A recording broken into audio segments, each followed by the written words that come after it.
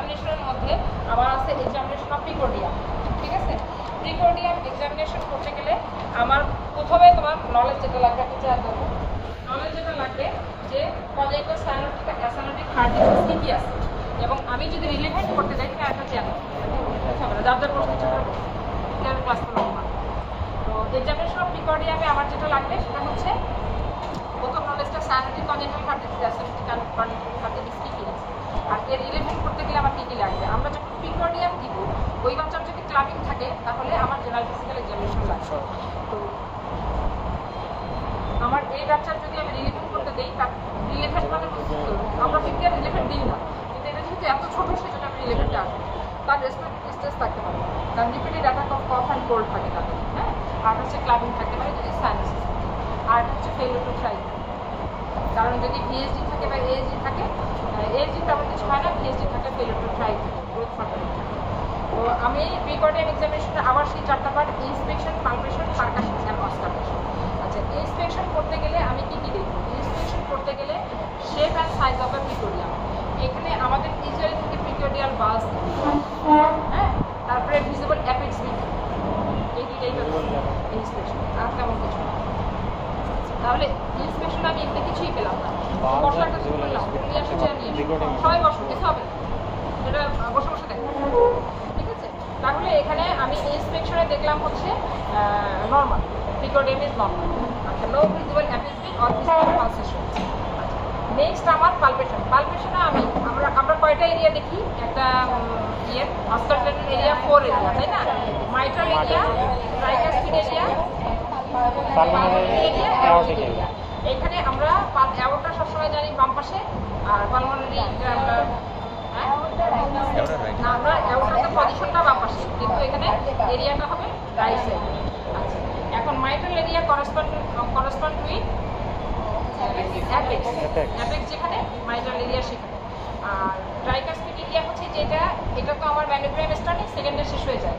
এই যে আমি অ্যাঙ্গেলটা পাচ্ছি, অ্যাঙ্গেল থেকে আমার second space, third space, fourth space, fifth space. বড়দের হচ্ছে লেফট ফিফথ ইন্টারকস্টাল স্পেসে মাইট্রাল, আর বাচ্চাদের ইউজুয়ালি ফোর্থে থাকে, বড়দের থাকে মিড ক্লাভিকুলার লাইনের ল্যাটারালি, আর ছোটদের থাকে মিডলে। এইটুকু শুধু পার্থক্য।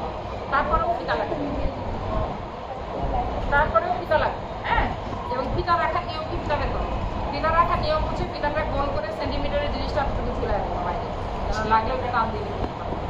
বুঝতে পারছো? 1 2 আছে না, এই যে এই অংশটুকু বাইরের দিকে রাখবো, ঠিক আছে? তাহলে এটা হচ্ছে ফিতা।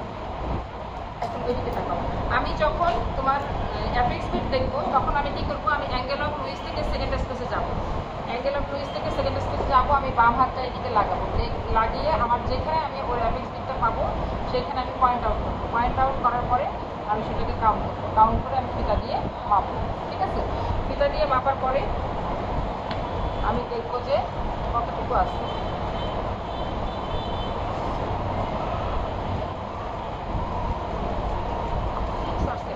মোটা বাচ্চা পেলে বেশি হবে 9, ইউজুয়ালি তো 9 হয়, মোটা বাচ্চা হলে 7 8 হবে, আর ছোটো বাচ্চা হলে 6 হবে।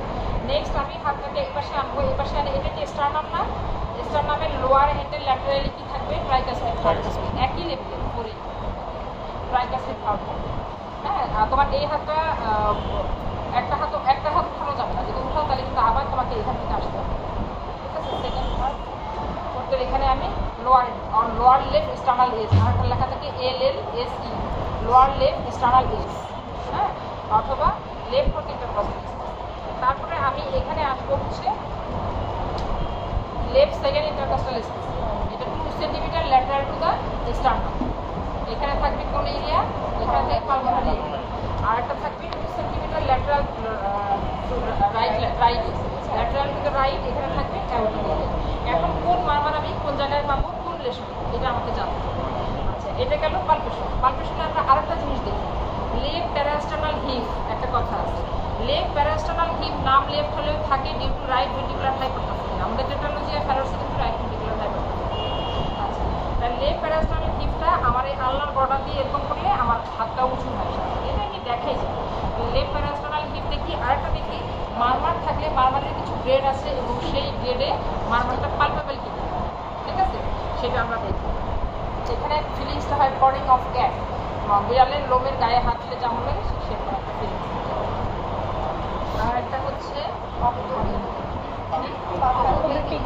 পালপেবল পিটু আমাদের লাগে না, ওটা মেডিসিনে লাগে।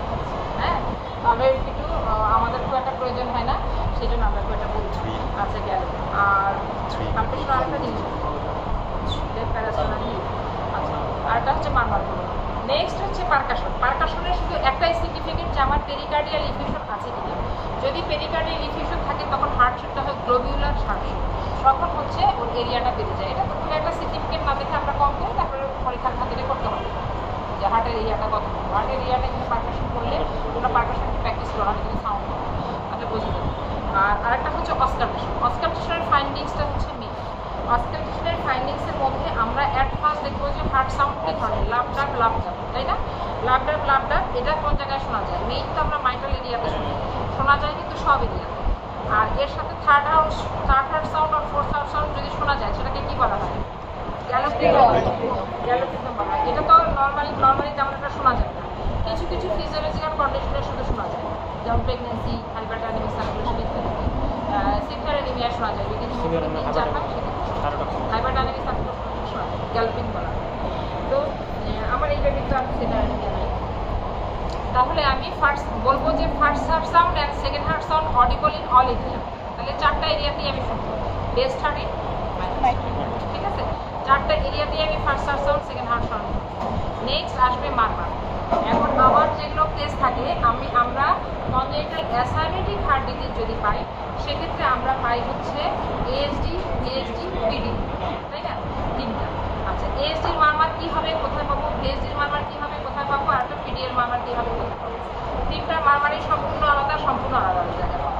মোস্টলি কমন হচ্ছে এএসডি, ভিএসডি, পিডি এর মধ্যে মোস্ট কমন একটু বড় বাচ্চা হলে ভিএসডি, আর পিডি এ সাধারণত একদম ছোট বাচ্চাদের আমরা পাই, মানে কেবল মিসের কোনটা পাই কিছু আরেকটু বড়। কারণ পিডি এর ট্রিটমেন্টই হচ্ছে treatment at the time of diagnosis, তখনই ট্রিটমেন্ট করতে হবে। এটা নর্মাল ক্লোজার হয় না। নর্মাল ক্লোজার হয় কাদের হয়? পিটাপ নিউরোমার বাচ্চাদের নর্মাল। কেন হয়? ও পিটাপ হয়েছে থেকে ওর সেই এটা আসে না, কিন্তু ওটা ক্লোজ হয়, ও বড় হলেই 7 দিন পর 15 দিন পর ক্লোজ হয়ে যায়। আমরা অনেক বাচ্চা পাই অ্যাডভার্টে মারমার আছে, 15 দিন আমরা একটু ট্রিটমেন্ট দিয়ে 15 দিন পর আসতে পারি মারমার ডিসঅ্যাপিয়ার করে যায়। কেন করে যায়? তার পিডিএ করে যাচ্ছে। তাহলে যেটা কমন আমরা সেটা সবার আগে বলি। মোস্ট কমন হচ্ছে তোমার ভিএসডি। আচ্ছা, ভিএসডির মারমারটা কোথায় থাকে? ভিএসডির মারমার কিন্তু আমরা পাই লেফট ওয়াল স্টার্নালিস, হ্যাঁ, অথবা left fourth intercostal space along the sternum, হ্যাঁ, স্টার্নামের সাথে, এখানে না কিন্তু মাইটাল এরিয়াতে না কিন্তু। তাহলে lower left sternalis, left fourth intercostal space, just lateral to the sternum, এই জায়গাটায় পাবো ভিএসডি মারমার। ভেন্ট্রিকুলার সেপ্টাল লিপিডের মারমারটা কেমন হবে? Pansystolic murmur. প্যানসিস্টোলিক মারমার में heart problem pansystolic murmur. Pansystolic murmur বল the time of systole. Systole এটা আবার মারমার দেখার সময় তুমি এটা দেখছো কিনা, অথবা এখানে ক্যারেক্টারের পাসের সাথে মিলাইছো কিনা এটাও দেখতে হবে, না তুমি প্যানসিস্টোলিক কিভাবে বুঝবা? হ্যাঁ, শুনলেই বোঝা যায়, কিন্তু আমরা মিলাই না এখন, তো তোমাদের পরীক্ষার সময় পরীক্ষার আগে মিলাইতে হবে। তাহলে আমি এখানে স্টেথো দিয়ে আমি এখানে হাত দিয়ে আমি জানবো যে এটা প্যানসিস্টোলিক মারমার। তাহলে আমি দেখবো, আমি এক্সামিনেশনের সময় ধরো আমি পারকাশন করছি, অস্কার অ্যাট ফার্স্ট আমি এটা দেখবো।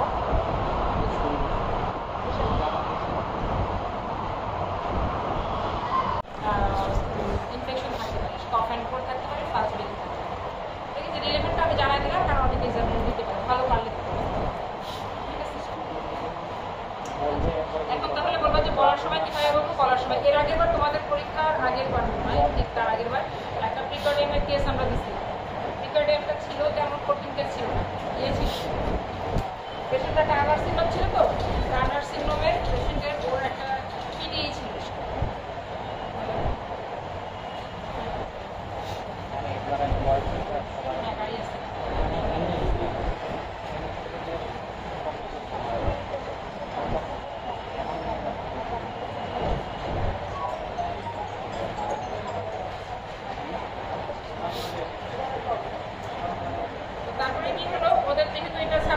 পরীক্ষা ছিল, সাপ্লিমেন্টারি পরীক্ষার সময় ওরা ওই প্রিকর্ডিয়াম দেখেই প্রথমে ঘাবড়ে গেল।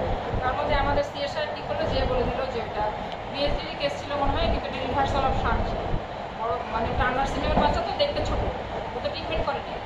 বিএসডি রিভার্সাল অফ শান্ট থাকার কারণে বিএসডিতে ক্লাবিং চলে আসে, কিন্তু ভিএসজির মারমাটা কমে আসে। সবাই মনে করতেছিল যে টপ ছিল, ভিএসডি ছিল।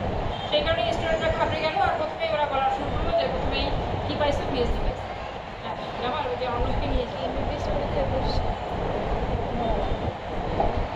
ওরা হচ্ছে প্রথমেই ঘাবড়ে গেল, প্রথমে যে ভিএসডি বলা শুরু করলো। এখন এক্সামিনার তো প্রথমে ভিএসডি বলে নিবে না, তোমার জর্নালগুলো আগে বলতে পারবে না, ইন্সপেকশন, পারফেকশন, অবস্ট্রাকশন, এর সাথে 4টা হার্ড সাউন্ড, 4টা এরিয়াতে কী কী পাইছো, তারপরে তুমি আসবে ভিএসডি যদি কেস থাকে তাহলে তোমার ট্রিটমেন্ট জানতে হবে। আমরা কোন টেস্ট করে কনফার্ম হবে? ইকোকার্ডিওগ্রাম। বাচ্চাদের সাধারণত ডপলার ইকো লাগে, ঠিক আছে, ডপলার ইকো লাগে। আর ভিএসডি ম্যানেজমেন্ট কি? ভিএসডি কয় প্রকার আছে? মাসকুলার আর মেমব্রেনাস, ঠিক আছে, মোস্টলি মাসকুলার আর কিছু মেমব্রেনাস। মাসকুলারটা ইউজুয়ালি কিন্তু মাসেল বড় না, মনে রাখবা, মাসকুলারটা usually spontaneous closure, few percent exception, আর মেমব্রেনাসটা ইউজুয়ালি স্পন্টেনিয়াস ক্লোজার হয় না। আচ্ছা, তারপরে আমরা কি করি? মেডিকেল ম্যানেজমেন্টকে প্রথমে দিই। মেডিকেল ম্যানেজমেন্টটা কি? এটা হচ্ছে ভিএসডি তোমার কাছে কি হিসেবে প্রেজেন্ট করবে? Feeding intolerance. ও করবে কি? দুধ খাওয়ার সময় বাচ্চাদের একটা ইফোর্ট দেয়, সেটা হচ্ছে দুধ খাওয়া, ওই ইফোর্ট ইনটলারেন্স বলা হয়। ইফোর্ট ইনটলারেন্সে ও দুধ খাওয়ার সময় ওর ফোরহেড সোয়েটিং হয় এবং দুধ খেতে খেতে ছেড়ে দিবে, এটাই হচ্ছে ইফোর্ট ইনটলারেন্স। মানে ইফোর্টটাও নিতে পারে, ইফোর্টটা নিতে পারে না, হার্টের ওয়ার্কলোড থাকতো, হার্ট ফ্যাটিক হতো। তো effort intolerance, forehead sweating diffusion আমাদের কাছে পেতে যাবে, ফিডিং ইনটলারেন্স। তো পেশেন্ট আমার কাছে এগুলো আসবে, আসার পর repeated attack of cough and cold, হিস্ট্রিতে এই দুইটা থাকে, একটা হচ্ছে ছেড়ে দেয়, বাচ্চার ওজন বাড়ছে না, আর repeated attack of cough and cold patient, এটা হচ্ছে হিস্ট্রি। আর অন এক্সামিনেশনে আমি কি দেখবো? অন এক্সামিনেশনে আমার রেসপিরেটরি সিস্টেম এক্সামিনেশন এবং কার্ডিওভাস্কুলার দুটো এলাকা। এখানে রেসপিরেটরি সিস্টেম এক্সামিনেশনে দেখবো তার হচ্ছে রেসপিরেটরি ফার্স্ট বেজিং থাকতে পারে, কোনো অ্যাড্রেস থাকতে পারে। এক্সামিনেশন অফ প্রিকর্ডিয়ামে আমি পাবো হচ্ছে তার ভেন্টিকুলার সেপ্টাল ডিফেক্টের মারমার, ভেন্টিকুলার সেপ্টাল ডিফেক্টের মারমার হচ্ছে প্যারাসিস্টিক মারমার। এক্সামিনেশন কী করবো? এক্সামিনেশন আমি করবো হচ্ছে চেস্ট এক্সরে।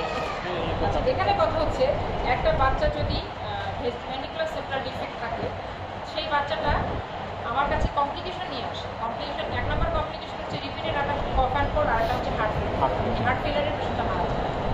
এখন হার্ট ফেলিয়ারের কার্ডিয়াক সাইন, এটা কিন্তু বারবার তোমাদের কাছে আসে। একটা পেশেন্টের হার্ট ফেলিয়ার তুমি কীভাবে বুঝবা? Tachycardia, tachypnoea, enlarged tender liver, tachycardia, tachypnoea, enlarged tender liver, প্যাডিয়া, এটা দিতে হবে। এনলাস্টেন্ডার লিভার হবে রিপোর্ট অফ এক্সট্রিম কার্ডিয়া। হ্যাঁ, সেক্ষেত্রে আমি লিভার পালপেট করবো। লিভার পালপেট করার সময় বাচ্চার চোখের দিকে তাকাইলে বাচ্চা উইঙ্কিং করবে, ধরে উঠবে। আমরা তো সাধারণত 5-6 মাসের বাচ্চাই এগুলো পাই। আর ট্যাকিকার্ডিয়া যে হয়, ট্যাকিকার্ডিয়াটা কিন্তু অনেক বেশি, 160-র উপরে হবে, মানে হার্ট রেটটা যে বেশি হবে, হার্ট রেট হবে 160-র উপরে। হ্যাঁ, বুঝলে? দেখছো কি হার্ট ফেলিয়ারের কেস? আচ্ছা, এখন হার্ট ফেলিয়ারের ম্যানেজমেন্টে কিন্তু পরীক্ষা চলে যাবে, কারণ আমাদের কাছে যেই পেশেন্ট যেভাবে মারা যায় আমরা সেদিকেই থাকবো। আচ্ছা, তাহলে ভেন্টিকুলার সেপ্টাল ডিফেক্টের ম্যানেজমেন্ট হবে, আমি পেশেন্টকে প্রথমে অ্যাসিওর করবো যে এটা হার্টে একটি ছিদ্র থাকলেও বাচ্চা বেঁচে যাবে, কারণ ট্রিটমেন্ট আছে। 2 নম্বর কথা হচ্ছে ট্রিটমেন্ট 2 ধরনের, মেডিকেল ম্যানেজমেন্ট, সার্জিক্যাল ম্যানেজমেন্ট।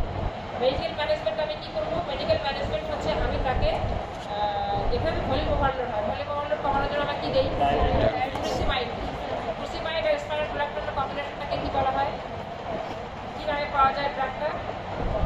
ফ্রুল্যাক নামে পাওয়া যায়, এটা আপনার জানতে হবে। মার্কেটের মধ্যে ফ্রুল্যাক, হ্যাঁ, মার্কেটের মতো কিছু কিছু নাম রাখতে হবে। আমরা ফ্রুল্যাকটা দিয়ে ওকে রেখে দিই এবং 6 মাস পরপর তাকে ইকোকার্ডিওগ্রাম করব। ইকোকার্ডিওগ্রাফি করে আমরা দেখবো যে পেশেন্টের কী দেখবো, একটা হচ্ছে তার ভেন্টিকুলার সেপ্টাল ডিফেক্টের সাইজ ছোটো হয়ে আসছে কিনা, পালমোনারি হাইপারটেনশন ডেভেলপ করছে। যদি পালমোনারি হাইপারটেনশন ডেভেলপ করে ইমিডিয়েট ক্লোজার করতে হবে, এবার পালমোনারি হাইপারটেনশন ডেভেলপ করে না, মেডিকেল ম্যানেজমেন্টে রাখবো এবং 6 মাস পরে রিকো করতে থাকবে। ইউজুয়ালি 4 ইয়ার্সের মধ্যে কিছু পার্সেন্টেজ ক্লোজার হয়ে যায়, ইউজুয়ালি হয়ে যায়, অনেক স্মল সাইজগুলো তো সবই ক্লোজার হয়ে যায়। যেগুলো লার্জ ডিফেক্ট সেগুলো ছোটো হয়ে আসবে, ক্লোজার হয় তখন আমার সাইজ লাগবে। আর এর মধ্যে যদি বাচ্চা ফেলিয়ার টু ফাইভ হয় নাও ক্লোজার, ওই যে এসডি গল্পটা বললাম সেটা, ওর কিন্তু কিছুই ছিল না, এফটিটি ছিল। আচ্ছা, গেল হচ্ছে আমার ভেন্টিকুলার সেপ্টাল। এখন বেবি যদি হার্ট ফেলিয়ার হয়, হার্ট ফেলিয়ারের ম্যানেজমেন্ট এখানে খুব জরুরি। Heart failure